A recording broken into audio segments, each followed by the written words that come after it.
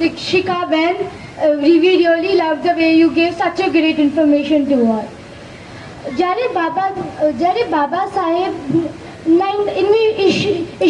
ઈસવીસન 1930માં બાબા સાહેબનો લાડલો પુત્ર રાજરતનનું મૃત્યુ થઈ ગયું હતું અને તે જ દિવસ બાબા સાહેબે પ્રથમ ગોલ્ડ મેજી પરિષદમાં લંડન જવાનું હતું. તેઓ લંડન જવા નીકળ્યા હતા ત્યારે તેમના મોટા ભાઈએ કીધું, ભીમા તું ક્યાં જઈ રહ્યો છે? તારી સૌથી વધુ જરૂરત તો તારી અહીંયા છે. તો બાબા સાહેબે સ્વાસ્થ્ય થઈને કીધું કે મારા એક પુત્ર માટે હું મારી સમાજના કરોડો પુત્રની કુરબાની ના આપી શકું.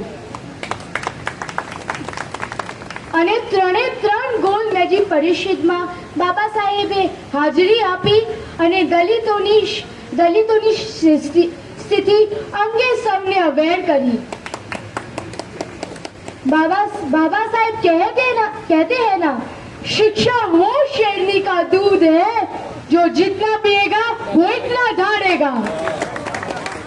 અને સીની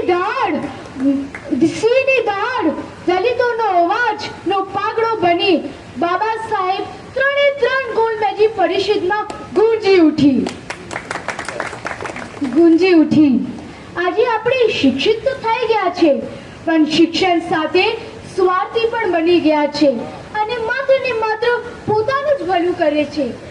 પણ એ રહી ગયેલા સમાજ માટે કોઈ તેમને ઉપર લાવવા કોઈ પ્રયત્ન નથી કરતું.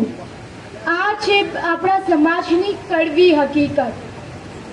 અગર આપણાને બાબા સાહેબને માનવું હોય ને તો તેમના જેવું સમાજને પરત આપવાની, સમાજને ઉપર લાવવાની ભાવનાઓને કેવલતા શીખજો. તો હું માનું કે આપણે બાબા સાહેબના ખરા ફોલોઅર્સ છે. હવે હું